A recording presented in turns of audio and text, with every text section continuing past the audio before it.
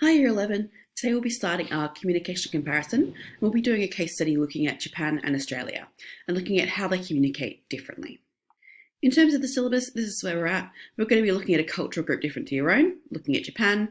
We'll get you to do some secondary research, cultural continuity, potential misunderstanding, how to deal with intercultural misunderstanding, and then all about perspectives and the idea of being a socially culturally literate citizen so that you can manage any misunderstandings you have between cultures effectively. The first thing we need to do is get a bit of background information about Japan. So this is Japan, this yellow island right here. It's located off the coast of Russia, China, and the Korean Peninsula, and it's made up of a few main islands and then thousands of smaller islands that exist off its coastline. This island here is the main one, it's the largest one, and it's called Honshu. Japan has a very spread out geography when we've got these four main islands plus all the other islands away from it, which means they've got lots of different terrain. They've got mountainous terrain, it's very cold in the northern islands, you get lots of snow, but right down here in the southern islands, you get very tropical weather. So weather and culture kind of correlate because people that live in colder regions tend to have more close-knit cultures because they have to work together to fend through difficult winters, and southern cultures and tropical climates tend to have more open, independent cultures that don't rely on each other quite so much. Because of the fact that there's lots of mountains in Japan, the largest being Mount Fuji here just outside of Tokyo, it's not very good land for farming and they rely on a lot of sea produce. So we know that Japan are very famous for their fish, and that's mainly built out of a reliance necessarily maybe than a choice. Because of their proximity to Asia, they've got a lot of trading with China and this sort of peninsula here, and the northern islands have quite a close relationship with Russia. Because of their geography, they were quite open to traders and invaders is probably the way to put it. And during the early periods of sort of the 1800s, we saw a lot of people come and investigate Japan. And as we saw in that video we just watched, they ended up cutting themselves off completely and involved themselves in a policy of isolation to try and protect themselves from invading forces. However, throughout this time, we still saw some religions spread into the country, the main ones being Buddhism and then eventually Christianity. Currently, today in Japan, there are three main religions, Buddhism, Shinto, and Christianity. And many Japanese will identify both as Buddhist and Shinto. They're the kind of most traditional religions. But religion itself doesn't play a really big role in everyday Japanese life. It will play a part in some of the traditional rituals, perhaps around birth or weddings and funerals, but day to day, it doesn't play a huge role in their lives. Demographically, Japan and Australia are very different as well. If we look at our populations here, Japan has a significantly larger population than Australia does, at 127 million to Australia's approximately 23 million. That's gone up a little bit since this picture was taken, since the infographic was made, I should say. But they've got a really, really large population in quite a small space compared to our small population in a large space. We've got a pretty similar gender distribution, but our projected population growth is very different. Australia is having a fairly steady population rate, whereas Japan has got a declining population, which means that there are not enough people being born to replace the people that are aging and dying. We can see this more clearly in the population pyramids that exist for Australia and Japan. So this is Australia. We have a fairly large chunk of people in middle age, and that's to be expected, but we still have a number of babies being born that will keep our population fairly steady. Japan, however, is in negative growth, and we can see that these numbers of people being born are on a really steady decline, and there's much more people in this older bracket at the top.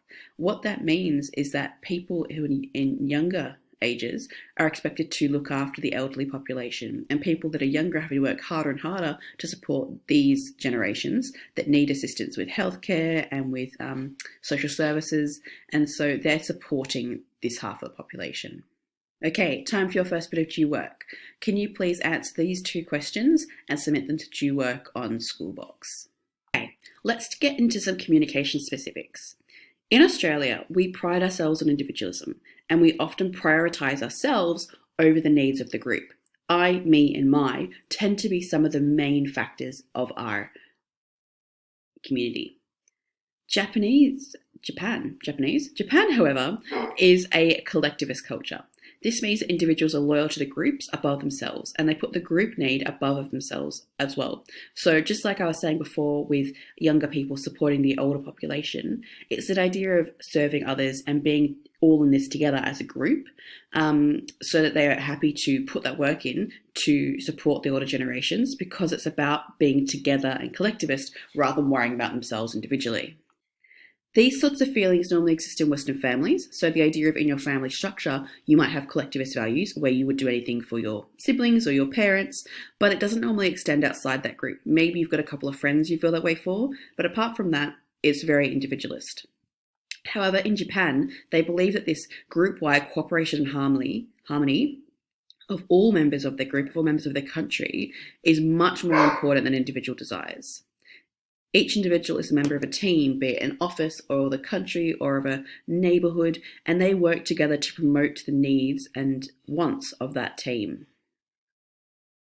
Because of this, Japanese people don't always speak their mind, and they're not readily willing to share opinions because they want to make sure they're doing what is right for their group and protecting the interests of their nation, and they don't want to risk saying something or giving something away that might damage the reputation, say, of their country. They're very, very wary of causing embarrassment, and don't want to shame or bring dishonour to their people.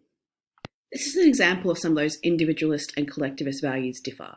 The idea of, in Australia, we're quite easygoing, very informal, we tend to shorten a lot of words, and we use a lot of humour, even self-deprecating humour, in our communication. However, Japan is very much about belonging. They want to make sure that they are polite, that they're modest, that they're gentle and gracious, and they're a very formal society. They would not be caught shortening words or using colloquial language, because that would be shameful, because you aren't promoting the values of the nation, which includes their language. We call this communication style a high context culture. So Japan is a high context culture. And it means that because some of their words have the same meaning, because they don't shorten or modify words, so some words have the same meaning, it's really important to consider nonverbal cues that go along with the words in order to communicate effectively. It's also very important to consider the context of the conversation, as that will alter the meaning of the word being used. Look at one example, daijoubu. I'm sure I butchered that, but that's what Google Translate told me to say. This one word can have many different meanings depending on the situation that you're in. The direct translation is okay or are you okay, but it can change depending on the context that it's used. If you have been sick and somebody asks you, it actually means you're fine when you respond. If a waiter is asking if you want some water and you respond, it might mean no thanks. If you're asking about if something's too hot and you use that word, it means just fine. And if you are asking someone for reassurance, it means you're okay. So depending on whichever situation you're using, this one term can mean so many different things. And that's why it's so important we take into consideration the context and any non-verbal communication cues that are given off as well. Another form of communication that differs between Japan and Australia is the written language. In English, we have one language, and we have 3 different ways of writing it. We can write in capitals, in lowercase, or in cursive. In Japan, however, there are 4 written languages that they use to make up their language. This is haranga, and these are symbols that represents particular letters, and there are 46 of those. Katakana, which is considered to be a men's language, and there are 48 symbols, and it's more about being bold or italic. Kanji, which is ideograms, which are basically symbols for specific words. So you take one symbol to write a whole word. And then romaji, which is the Latin script to write Japanese. And it's usually only used when there is no Japanese equivalent for an English word. Here are some examples of what these symbols might look like, where we have our symbols that represent whole words, and then what vowels might look like in different scripts as well.